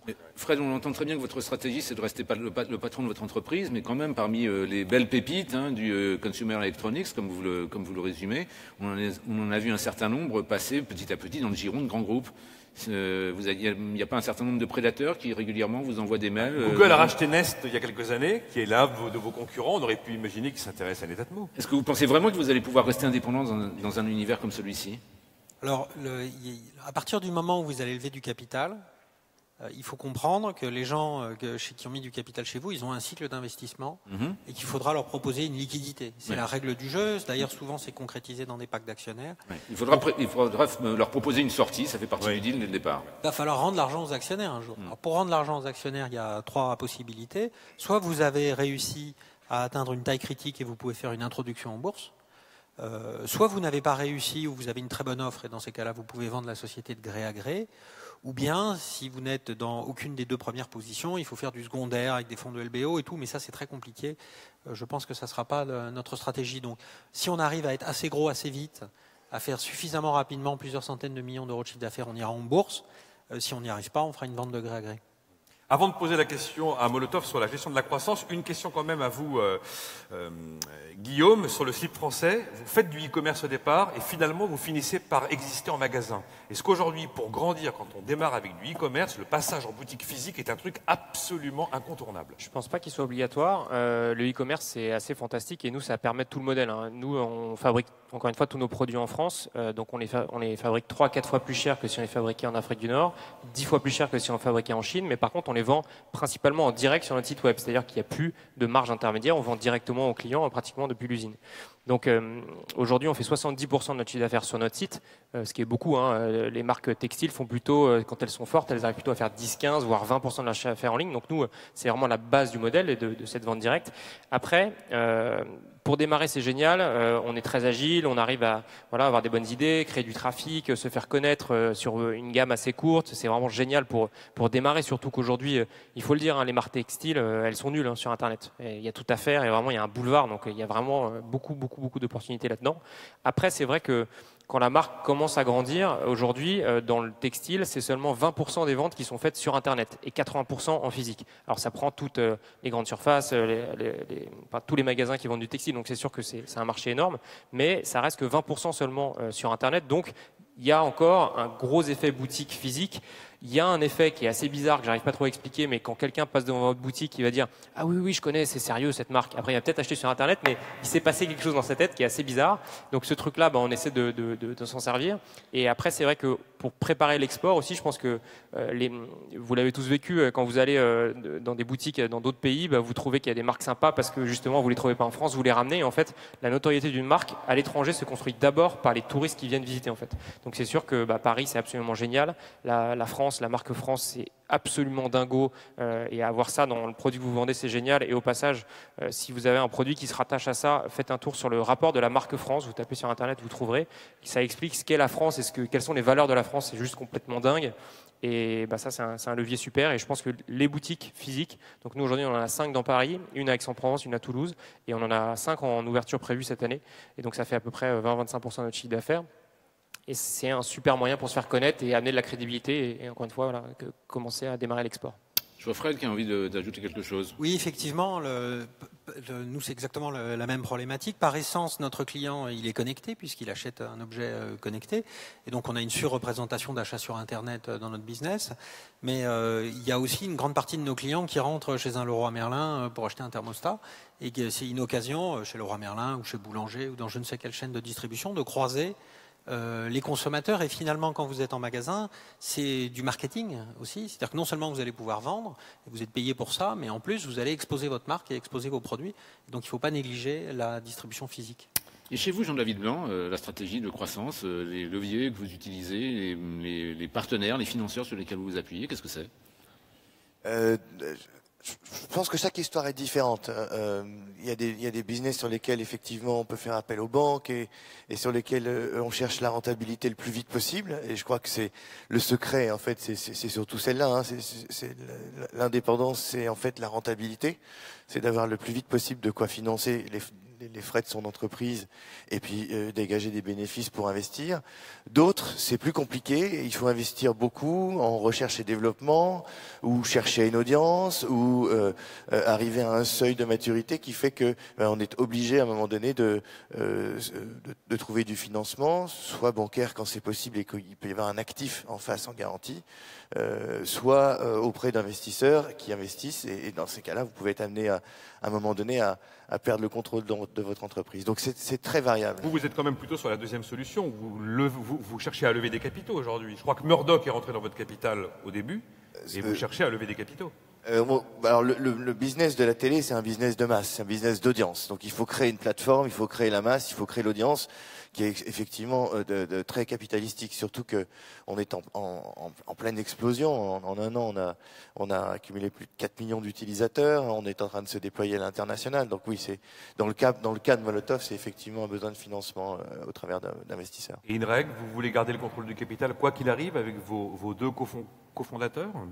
On peut garder le contrôle de l'entreprise sans forcément avoir la majorité du capital. Ça se fait au travers de packs d'actionnaires. Oui. Généralement, les investisseurs investissent sur des hommes, sur une équipe.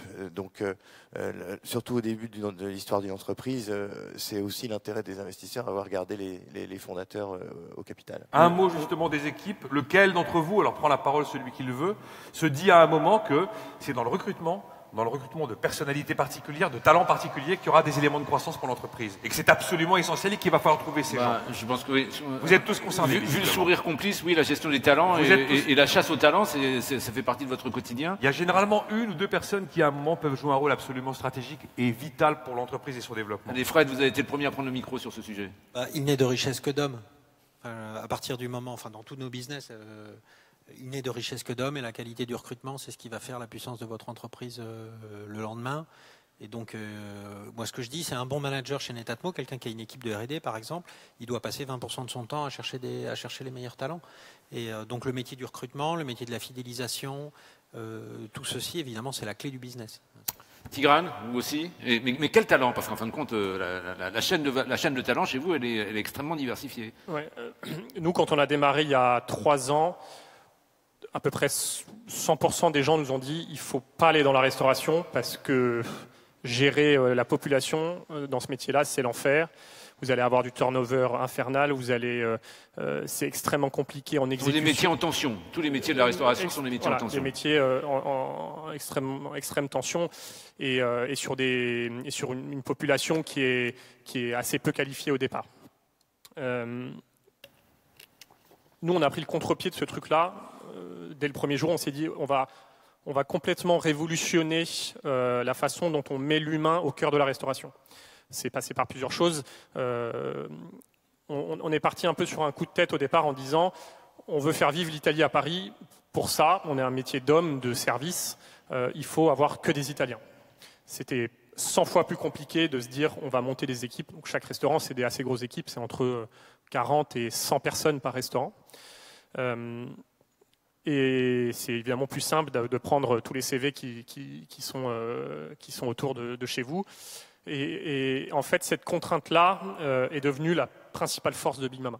Ça a créé une communauté, un groupe humain d'Italiens à Paris. Enfin, il n'y a pas que des Italiens, mais extrêmement fort, et ça a créé vraiment l'identité du groupe. Est-ce que ça vous permet aussi de recruter maintenant par cooptation? C'est-à-dire que ce sont des salariés qui vous recommandent d'autres bons? Parallèlement à ça, ouais, bien sûr. Parallèlement à ça, on a eu une politique RH qui a été de miser 100% sur la méritocratie, sur la promotion interne. On fait des restos donc qui servent entre 500 et 1200 couverts par jour en fonction de la taille de nos restaurants. Et les chefs, managers, sous-chefs, assistants managers, nos baby sous-chefs, nos baby assistants managers sont tous issus des rangs. Ils ont tous commencé dans les équipes. Et la moyenne d'âge de ces gens-là, donc, qui gèrent des boîtes avec un PNL de entre 4 et 10 millions d'euros de chiffre d'affaires, donc individuellement, c'est des grosses boîtes, sont des mecs qui ont 24 ans d'âge moyen. Et il y a 2 ans ou 1 an et demi, n'avaient pas touché, pour la partie salle, la cuisine c'est différent, une assiette de leur vie. Donc il y a évidemment un enjeu pas tant de recrutement de talent, je pense qu'il est un peu différent quand on fait de la tech, parce qu'on cherche des ingénieurs qui ont du background, on cherche du potentiel. On recrute des gens qui ne sont pas forcément du métier, mais qui ont une passion, qui ont le sourire, et on leur apprend à pas mettre les doigts dans le verre quand ils servent. Mais si vous prenez un mec qui a fait 10 ans de restauration et qui est cramé par le métier, c'est extrêmement compliqué de lui apprendre à sourire. Donc on a inversé en fait cette tendance-là, et on fait venir beaucoup de jeunes. On est des fous furieux de la formation, et surtout de la promotion interne. Donc dès qu'on a ouvert un nouveau resto, on a fait monter toutes les équipes.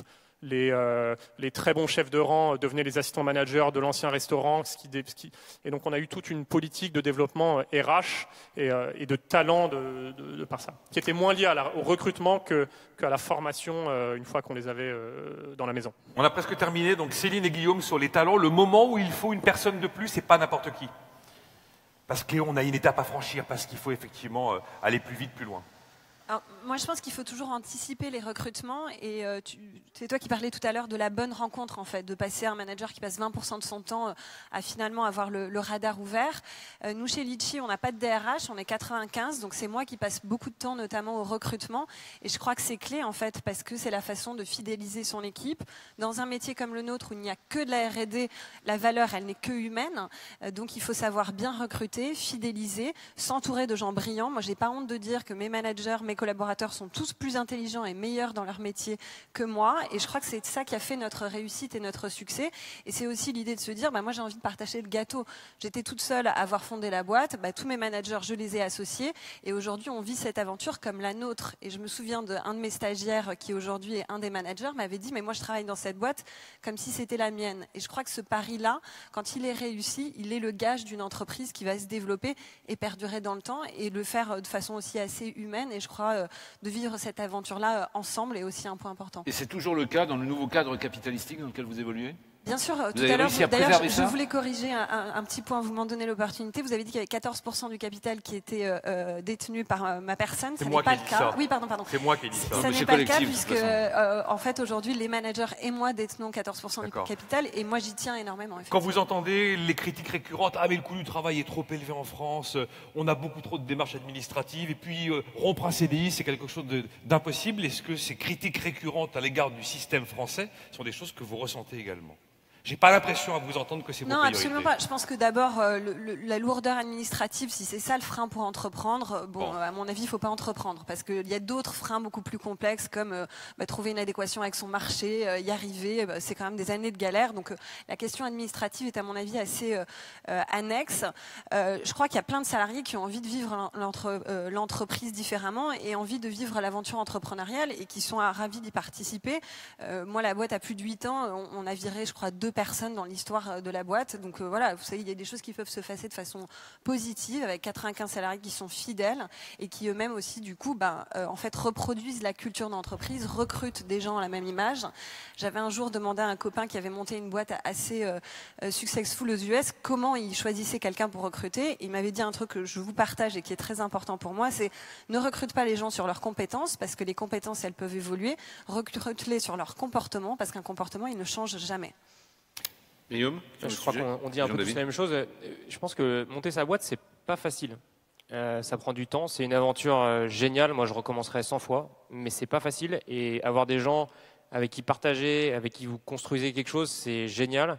Nous, aujourd'hui, moi, j'ai la chance et la grande fierté que dans l'équipe du siège, personne n'est parti. Donc, c'est la 7e année et tous ceux qui sont montés à bord sont encore là. Certains diront que c'est bizarrement géré, que c'est bizarre. Moi, je trouve que c'est hyper chouette. Je suis conscient que ça durera peut-être pas éternellement, mais il faut être conscient de... Ouais, c'est vraiment difficile, ça prend du temps, c'est génial, mais ça vient chercher, quoi. Donc il faut s'entourer de gens avec qui vous avez plaisir à travailler. Je pense que chez nous, la notion de plaisir et de venir le matin en étant content de ce qu'on fait, de son travail et d'épanouissement, c'est clé.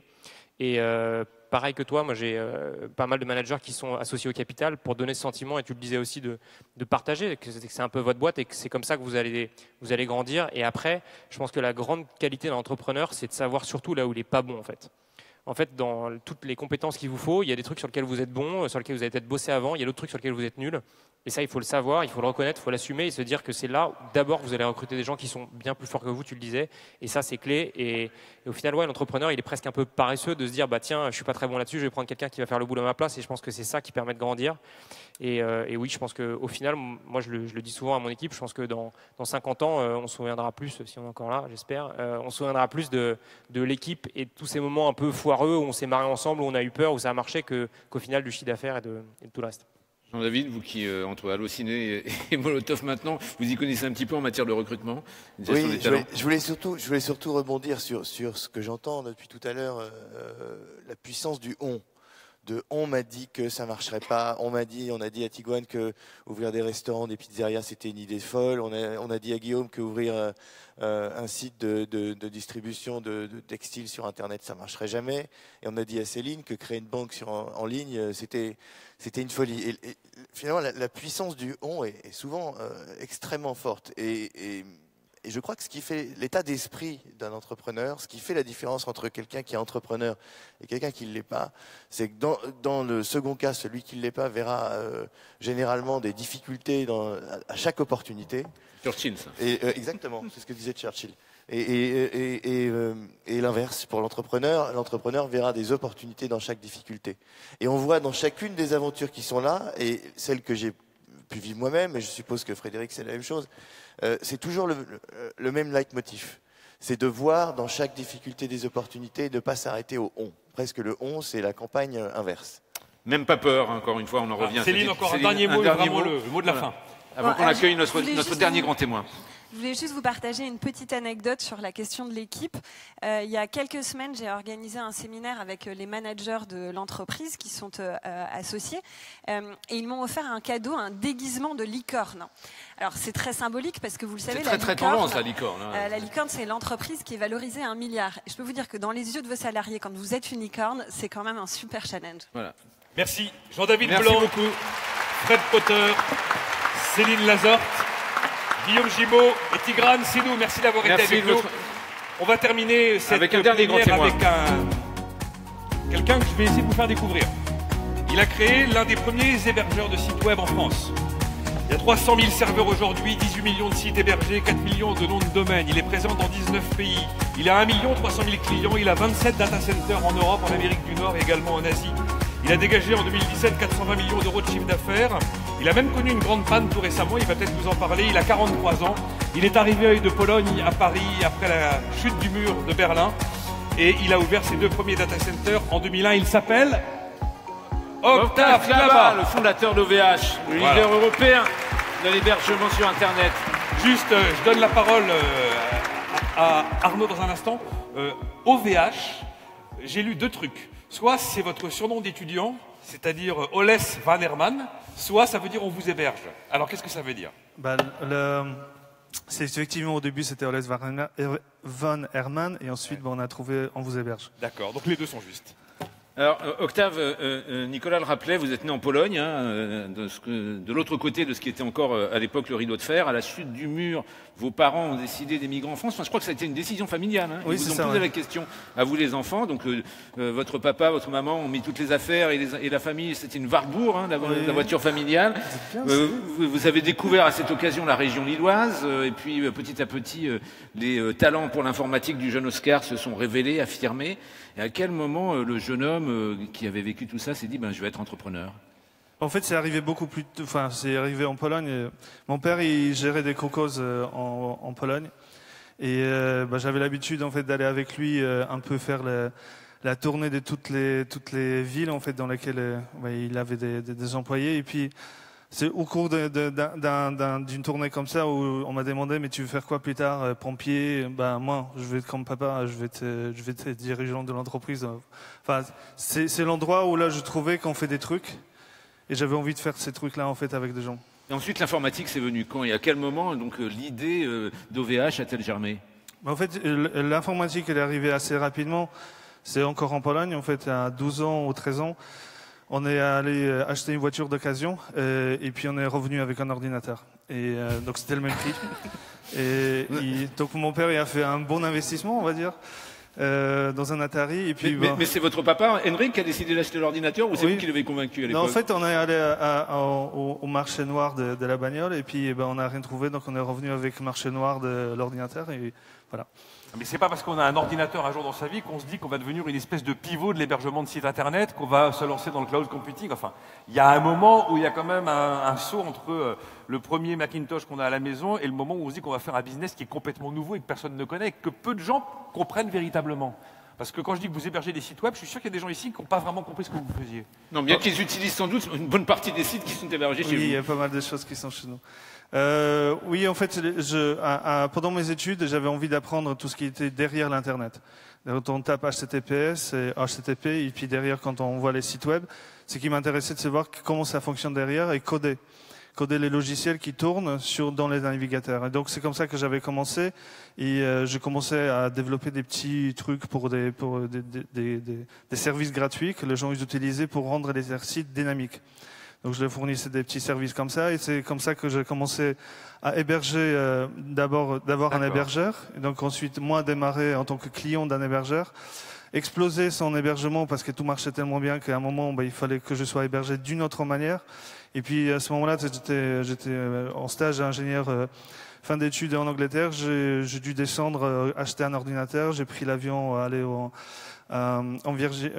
c'était en Virginie, Pennsylvanie, et installer dans son data center mon ordinateur pour que je sois hébergé dessus. Et c'est là que j'ai vu le premier data center en fait de ma vie. C'était une cabane à bois au fin fond de sa maison. Et j'ai vu un petit peu comment c'est fait, avec des câbles, etc. Je me suis dit, tiens, je vois l'arrière de la boutique de ça et je peux peut-être un moment faire ce job-là. Et donc, 6 mois plus tard, quand j'ai fini mes études, la question se posait, est-ce que je commence la vie professionnelle ou habituelle quand on finit un ingé, ou est-ce que je fais ma boîte? Donc j'ai fait 5 semaines dans une boîte et j'ai dit stop, je peux pas. Moi jamais, plus jamais ça. Non, au bout des 3 semaines, j'ai pris une semaine pour réfléchir et finalement non. Et donc j'ai fait ma boîte et derrière, je continue à faire les services que moi je voulais être client. En gros, c'est j'ai fait les services dont moi je voulais être client. Ça, c'est une histoire qu'on retrouve souvent dans les success stories entrepreneuriales, régulièrement. Presque à tous les coups, quand même. J'ai pas trouvé les services qui me convenaient et j'ai créé les services qui moi me convenaient. Et en fait, il s'est trouvé qu'il y avait plein de gens qui ça les convenait aussi. Il s'est passé un truc assez incroyable, c'est que vous nous racontez que vous aimez avoir un tournevis, aller voir sous le capot comment ça fonctionne, à tel point que vous avez à un moment fini par lâcher la direction générale d'OVH pour redevenir une sorte d'ouvrier de data center un peu plus discrètement. Et puis finalement, vous êtes quand même revenu aux manettes. C'est quand même assez étonnant, cette allée et venue en matière de direction générale de l'entreprise. Geek et boss, quoi. Geek et boss. Voilà. Geek et boss. En fait, il s'est trouvé qu'il y en avait une croissance assez forte entre 2011, 2012, 2013.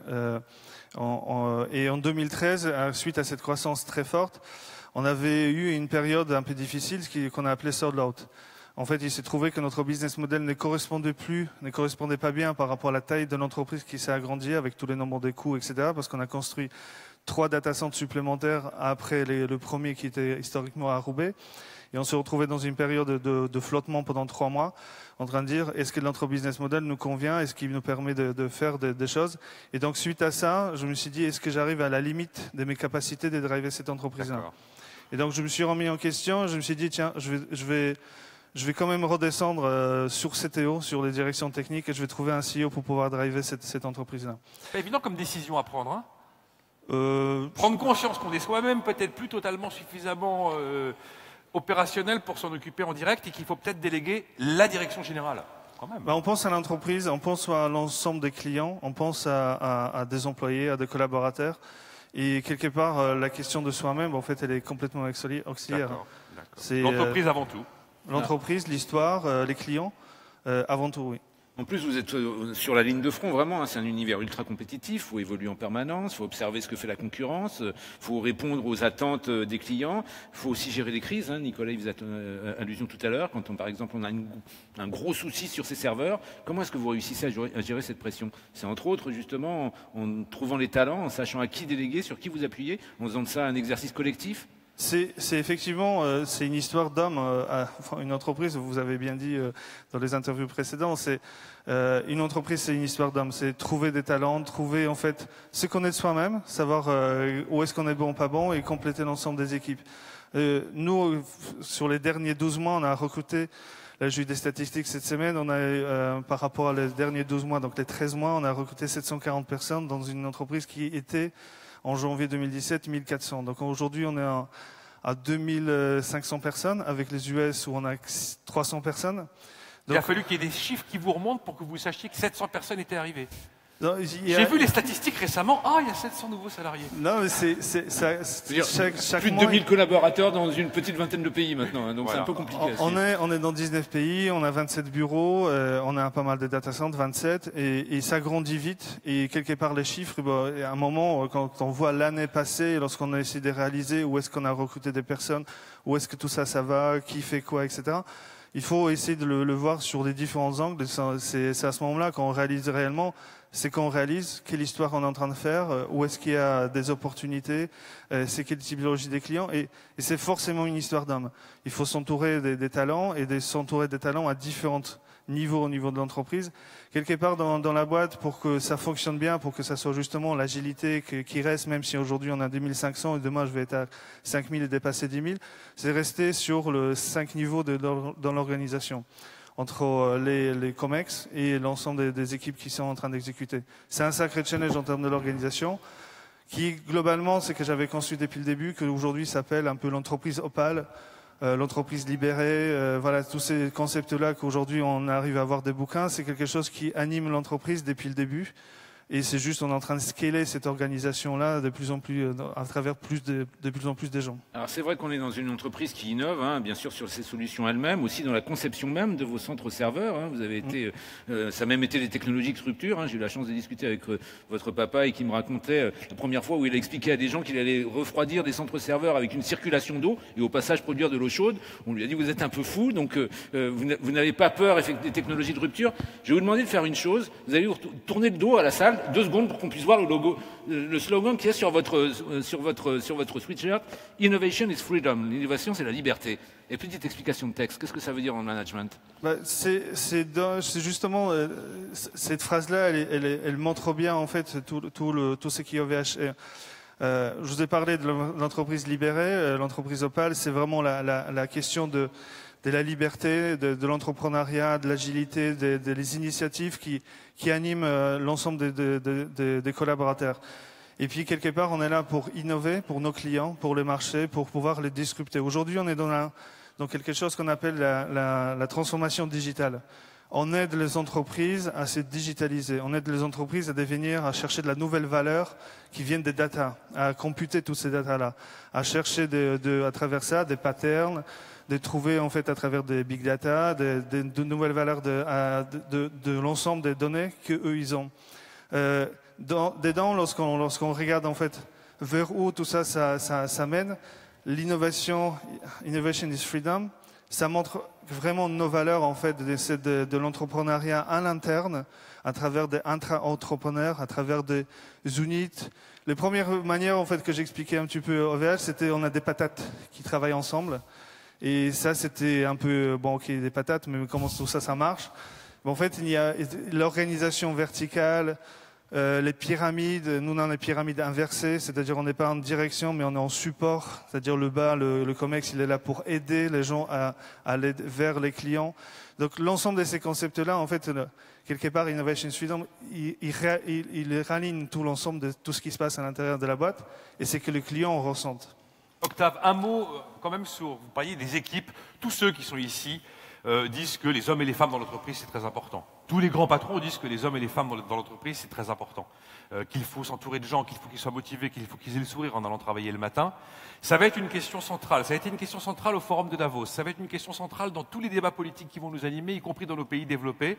Est-ce qu'il y a un moment où l'intéressement, la participation des salariés, l'actionnariat salarié font partie des outils qu'on met en place pour arriver à des solutions opérationnelles et réelles de partage du profit.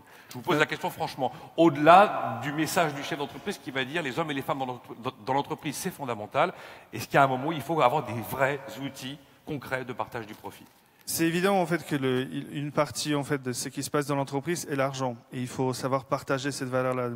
En France, les outils autour de l'intéressement, de l'ensemble de l'actionnariat, des equity plans sont hyper compliqués, sont pas super adaptés. Il y a des taxations qui sont vraiment monstrueuses. Et derrière, lorsque nous actuellement on est en train de mettre ça en place sur les 19 pays. Donc on a les 19 législations fiscalité à agréger. c'est funky, c'est pas mal de boulot par rapport à une entreprise qui continue à grandir, mais qui doit attirer les talents. Et ça en fait partie. En fait, ces types d'outils, ils font partie pour pouvoir attirer les talents et derrière partager en fait la valeur. Mais c'est pas tout en fait. Dans l'entreprise, il n'y a pas que l'argent en fait. Dans beaucoup de cas, en fait, c'est que les gens, là, j'entendais un petit peu, quelle est la différence entre les entreprises américaines et les européennes. Je pense qu'en fait, quelque part, en Europe, on essaie de se réaliser à travers l'entreprise. Moi, on fait quelque chose que moi j'appelle capitalisme paysan. C'est-à-dire que cette entreprise-là, c'est à moi. Je suis maître de cette entreprise-là, je capital majoritaire. Et quelque part, lorsqu'on a ces messages-là, que le fail, il est possible, on peut se planter, reprendre, etc. Dans la culture, culturellement, ce n'est pas les mêmes choses qu'aux US. Aux US, culturellement, les gens, ils s'en foutent un petit peu du projet du moment dans lequel ils sont. Ils sont en train de vivre une carrière, ils sont en train de winner.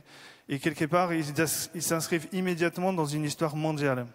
C'est-à-dire qu'à travers l'entreprise qu'ils sont en train de faire, ils ne pensent pas à juste survivre, à faire le premier mois, première année, et derrière chercher les petits crédits pour pouvoir survivre, etc. Ils pensent tout de suite comment je peux avoir le monde entier. Et je pense que culturellement, il y a une grosse différence sur la manière dont nous, on va des entreprises et les entrepreneurs que nous sommes. Et moi, j'en suis partie. D'accord, pareil, je suis majoritaire dans l'entreprise. On a des actionnaires minoritaires. C'est un entrepreneur paysan, alors. Exactement. Bon. D'accord, je vois ma terre et je sais que je suis en train de cultiver. D'accord. Donc, c'est culturellement, il y a une différence entre les Européens et les Américains. Et c'est pour ça, quelque part, lorsqu'on se pose la question, est-ce qu'on est capable en Europe de faire un mondial? C'est hyper compliqué par la culture. On ne trouve pas, par exemple, des gens suffisamment scalables, en fait, qui ont la culture du scale pour pouvoir grandir, doubler les effectifs chaque année lorsqu'on dépasse 2000, 5000 personnes. Ces types de personnes, ils existent aux USA uniquement. Oui, mais ce que vous êtes en train de nous dire, c'est qu'en raison de cette identité européenne, vous pensez que votre développement, à un moment ou à un autre, va plafonner? C'est à travers les gens, la culture, le mindset. Donc il s'agit de changer effectivement cet état d'esprit. Il faut du temps en fait.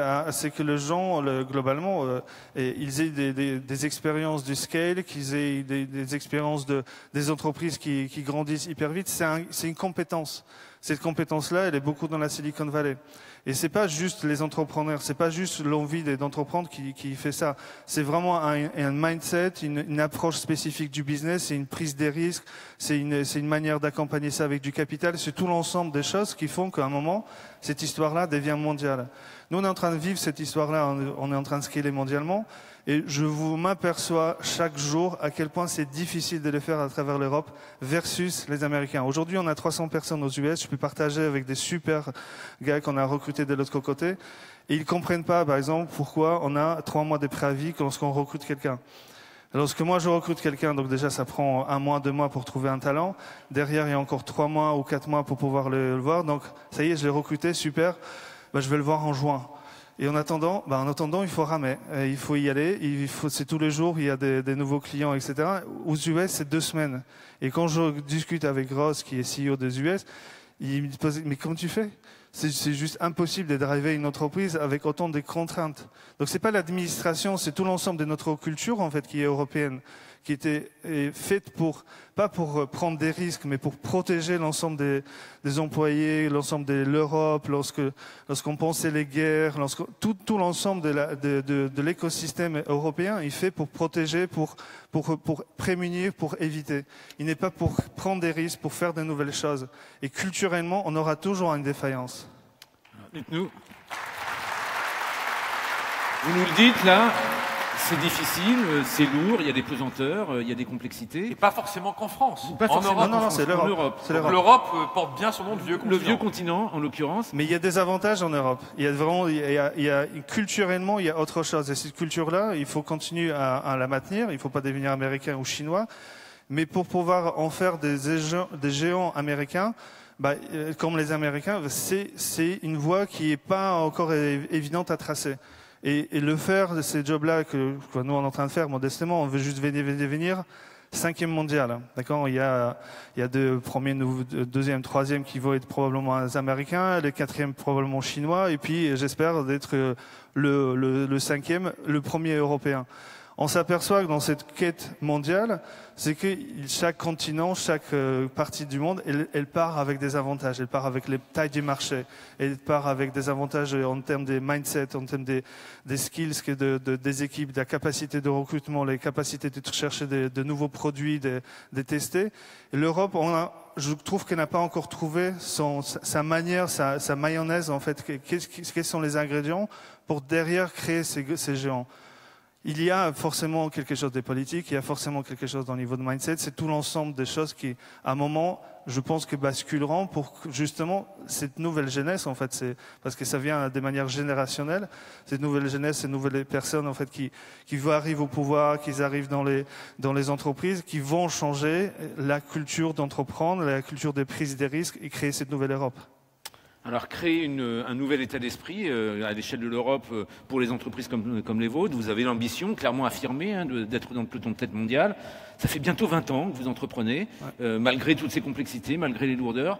Comment est-ce qu'on entretient le feu sacré? Comment est-ce que vous vous régénérez? Alors, il y a le rock'n'roll, vous êtes un amateur de musique, ça, on est un certain nombre à le savoir. Mais à part ça, plus globalement, comment est-ce qu'on fait en sorte de rester le leader en termes d'énergie de son entreprise? Déjà, je suis passionné par ce que je fais. J'ai vraiment l'impression d'être au bon moment, au bon endroit, exactement faire ce que j'avais envie de faire. Et quand je me lève le matin, j'ai l'impression d'être le premier jour.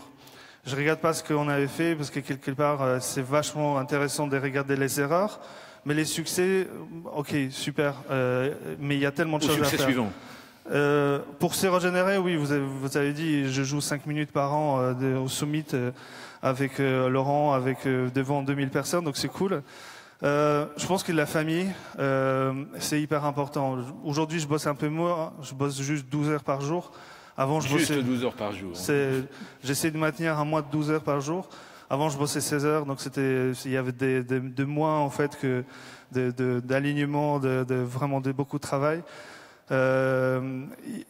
Pour moi, c'est la famille, c'est le week-end aussi prendre parfois.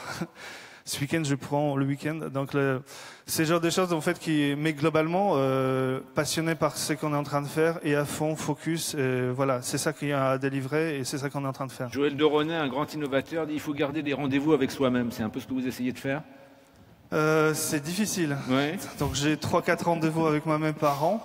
Avec ma femme aussi, mais enfin, voilà. Donc on essaie d'avoir un peu le temps, mais oui, c'est quand on fait une entreprise, c'est une aventure humaine, mais c'est beaucoup d'investissement. Ça veut dire que il y a tout un tas de choses qu'on ne fait pas, forcément. C'est pas des sacrifices, il faut pas vivre ça en sacrifice. C'est des choses qui, moi, je vis une vie incroyable. Enfin, moi, je trouve que ce que je suis en train de vivre, c'est juste phénoménal pour moi-même. En fait, j'aimerais pas vivre une autre vie. Mais quand on me regarde de l'extérieur, parfois on dit putain, qu'est-ce que tu es en train d'en chier en fait? Parce que c'est vraiment, c'est aussi cool. On est dans la vraie vie. Oui, c'est cool. Oui. J'ai essayé d'expliquer ça à un pote à un moment, de dire pourquoi il me posait la question pourquoi tu bosses autant, pourquoi c'est aussi passionnant. Et je lui demandais par quoi tu es passionné. Il me dit par la pêche. Alors imagine. Guillaume, tu es passionné par la pêche, super. Maintenant, on te propose d'aller à la meilleure pêche du monde, contre le meilleur pêcheur du monde, pêcher un super poisson et d'être dans cette compétition-là de la pêche. Est-ce que tu voudrais pas être en plus payé pour ça? Donc il me dit, ouais, je commence à comprendre un petit peu ce que tu es en train de vivre. C'est exactement ça que je vis. Et c'est que je vous souhaite à tous de vivre lorsque vous allez entreprendre. Que l'entreprise, ce soit votre projet de vie. Même pas mal, même pas peur de voir en grand. Merci beaucoup, Ofcaf là-bas. Merci à tous nos témoins. Merci à vous toutes et tous. Merci à l'ami Nicolas Dose d'avoir été fidèle au rendez-vous. Merci Arnaud Le Gall d'avoir été à mes côtés. Mais bon vent dans toutes vos entreprises et n'ayez pas peur, allez de l'avant et faites-nous rêver. À bientôt.